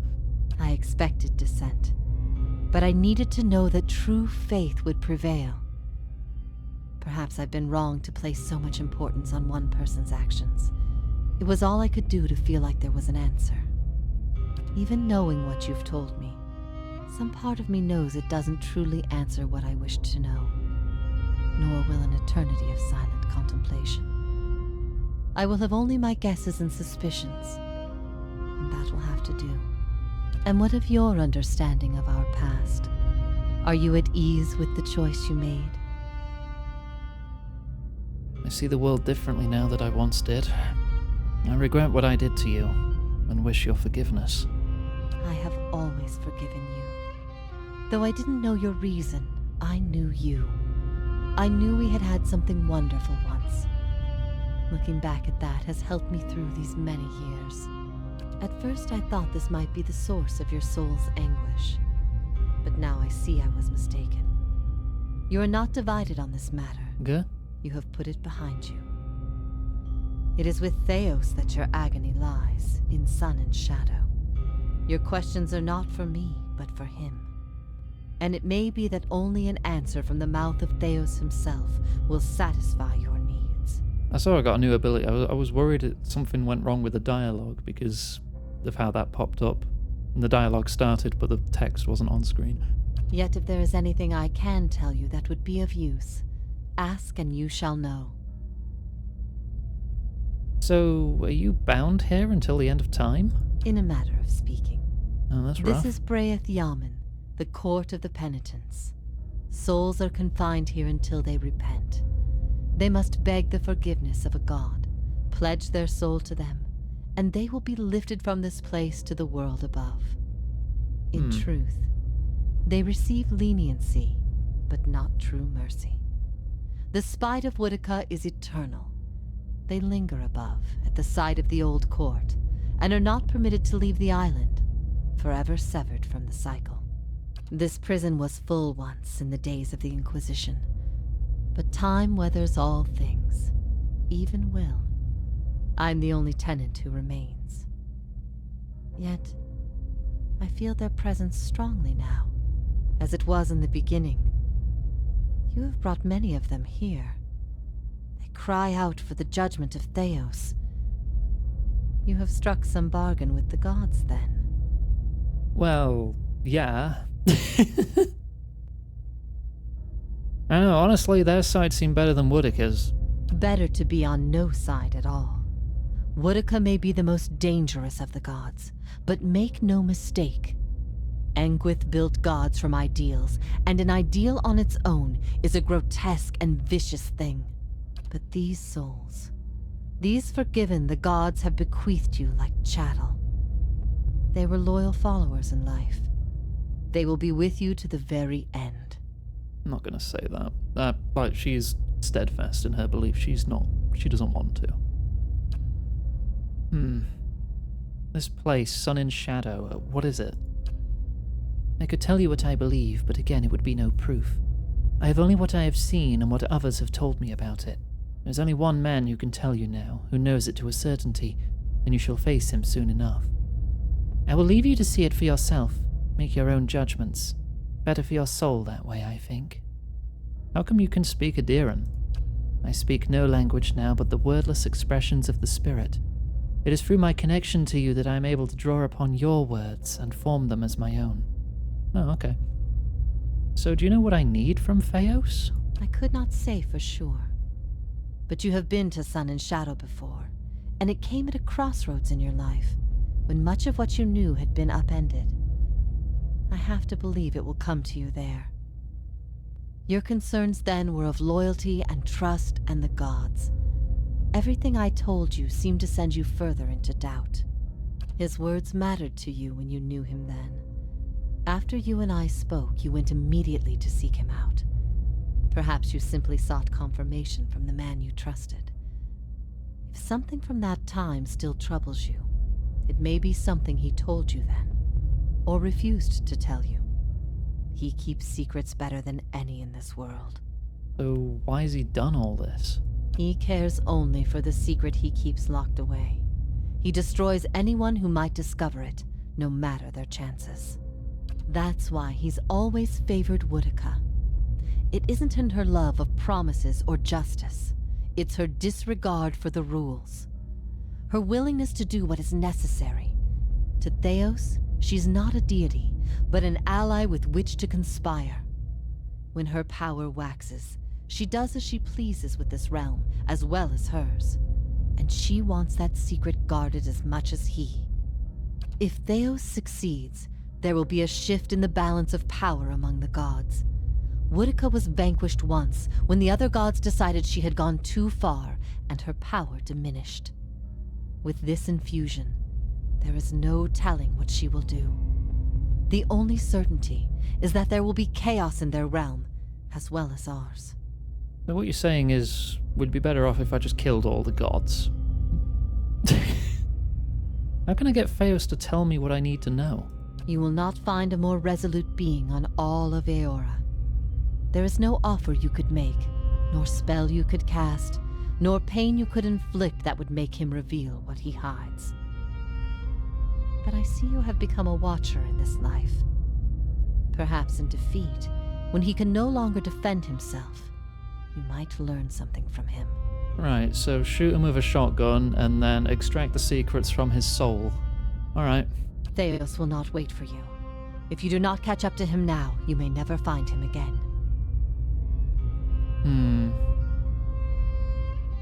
Souls of their forgiven. If you repent, you could join with them. Your defiance is an illusion. If you hadn't planted doubt in my mind, I'd be living a normal life. I will repay you for this curse. No. Do you want to help me strike down Theos? I feel like the answer's going to be no, because she's not going to want to repent. But I'm going to put the offer out. If I repent, all I have done has meant nothing. Yeah, I figured that'd be your answer. But, you know, just laying out the cards. Right, I'll be on my way then. I am grateful you came and found me here, no matter the circumstances. You're not exactly who you once were, I have to remind myself. But seeing you one last time, and remembering what we shared, brief as it was better than anything I dared hope for in this place. If ever we should meet again, in this life or any other, I hope to find you at peace. And just like that, she's gone. Okay. Suddenly, dudes. Tell me.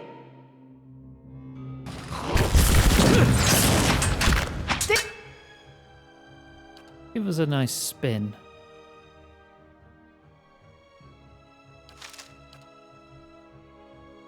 Right, and you explode this man with your mind. This is getting nowhere.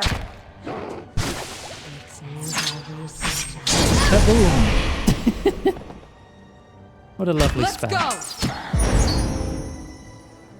I'm here. Oh, I got the 1 in 20 Pillar of Faith again. I just want to loop the map around. Save me! And save. But I'm going to save here anyway because that is where we're going to wrap up for the night, and we will have to do the finale next Monday.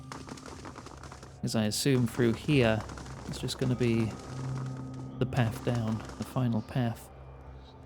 So, that's going to be it for the stream. I will do a save. Like that. Gods aren't real, you idiot.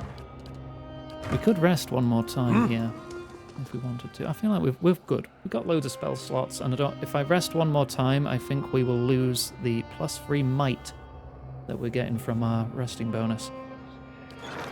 Can't access the stronghold here. Really? I just have to deal with 6 notifications that I can't read? Thanks. Cool. That's going to bother me to no end.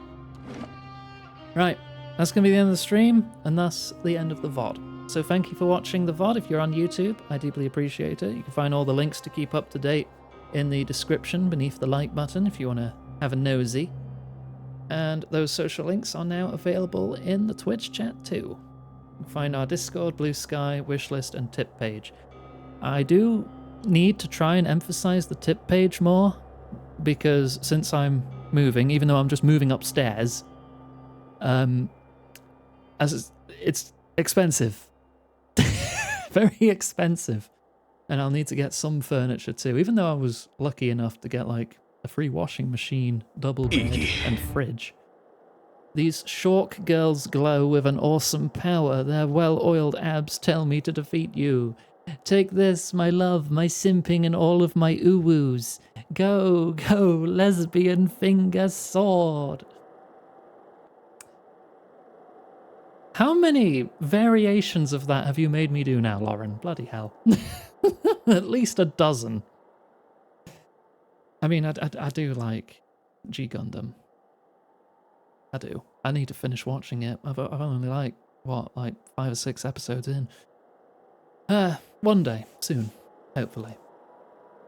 We'll do a watch together in Discord. I mean, that would get me off my ass to actually watch it. Haley is live with Dredge? Oh, alright. Well, there's an idea. But we need to go over the schedule first. I need to wrap up the VOD for YouTube. So, goodbye, YouTube. Thanks for watching.